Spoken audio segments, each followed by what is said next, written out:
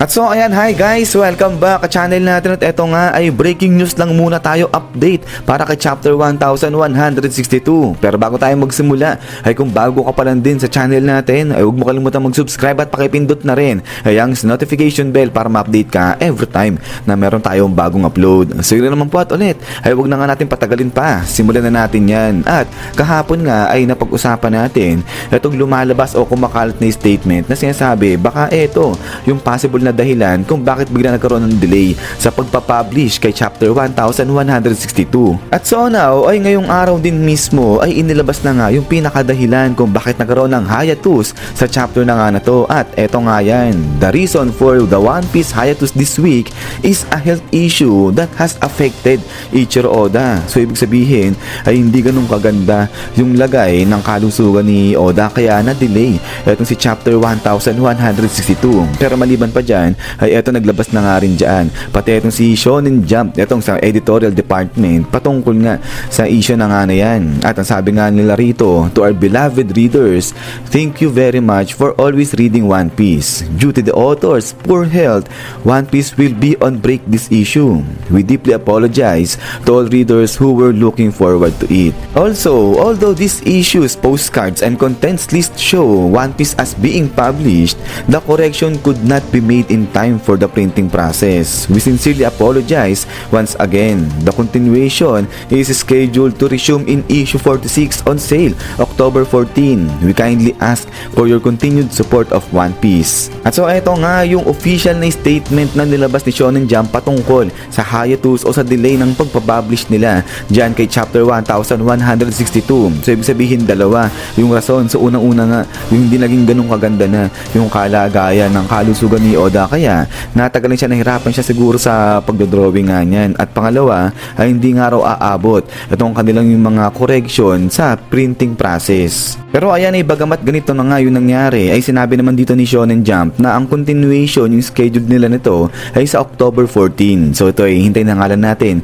kung ano mangyayari nga dyan sa October 14, kung may release na nga ba talaga itong si One Piece chapter 1162 o hindi pa, kasi baka mamaya magkaroon pa ng abirya dyan. But anyways, yun nga sana maging okay lang dito yung kalagayan ni Oda. Pero ayan, ay dahil nga dito ay magkaroon muna tayo ng recap sa kung ano nangyari kay chapter 1161. So para sa paghahanda sa pagdating naman nito ni chapter 1162. So eto yung mga importanteng eksena na nangyari sa nakalipas sa chapter at unahin natin dito kay Monkey the Dragon. So dito nakita nga natin na habang tangan-tangan ni Dragon itong dalawang sanggol, si Shanks saka nga si Baby Shamrock, ay bigla silang na-laser na ito ni Maffy, yung panibagong Whole Knight na nakita nga natin. At dahil nga rito sa pagkakalisos sa kanya ni Maffy ay dito na nga ngayon bumagsak ito si Dragon at nabitawan niya dyan yung dalawang bata. At dito na nga ngayon nakuha ng tuluyan ni Maffy itong isang sanggol. So dito ay na-assume natin na yung nakuha nitong ni Maffy na sanggol si Baby Shamrock yan.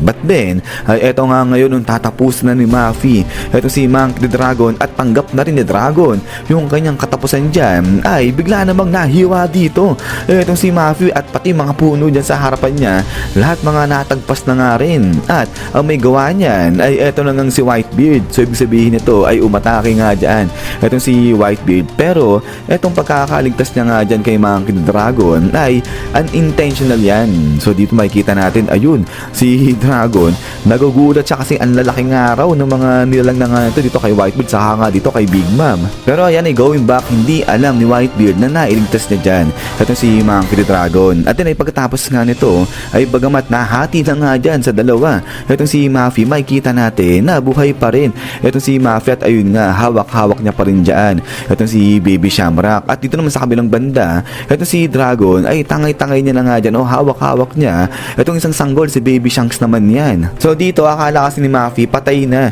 itong si Monkey the Dragon at ayun ang akala pa dito ni Maffy mukhang isa lang yata yung baby na hawak-hawak dyan ni Monkey the Dragon. So kaya ito sinasabi niya na okay naman yung bata nakuha niya na. So kaya umalis na siya ng tuluyan dyan sa may eksena. At then ay pagkatapos nga nito ay biglang talo naman dito yan sa side na nila Whitebeard, ni Kaido, ni Big Mom saka nga ni Shiki. Dahil dito naman ay kinakalaban nila yung ibang mga pirata na sumugod sa kanila. Dahil naman yan yung mga pirata iniisip nila na kapag tinalo nila itong Rocks Pirate ay magiging tanyag yung kanilang pangalan.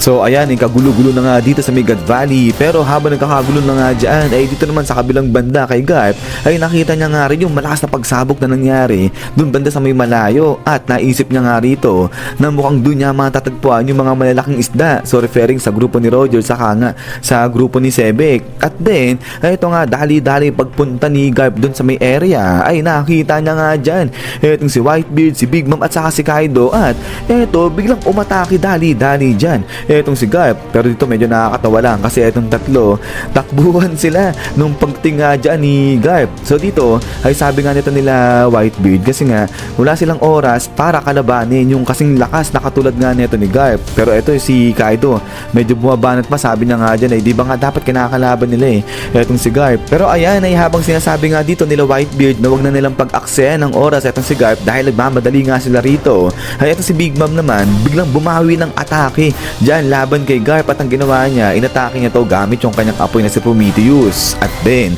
ay dito na nga natin nakita etong pagkakakunat-kunat nga dito ni Garp. So ang tindi na ito ni Garp, hindi siya tinabla ng apoy dito na binigay sa kanya ni Big Mom at ang sabi niya nga rito na baliwala mahina etong apoy ni Big Mom. Pero ayan ay habang nagkakagulo na nga dito sa side nga nila Garp ay dito naman sa kabilang banda sa side ng mga slaves natin kala Ivan ay gagamitin nga raw nila etong opportunity na ito, etong kaguluhan sa Megad Valley para tumakas naman.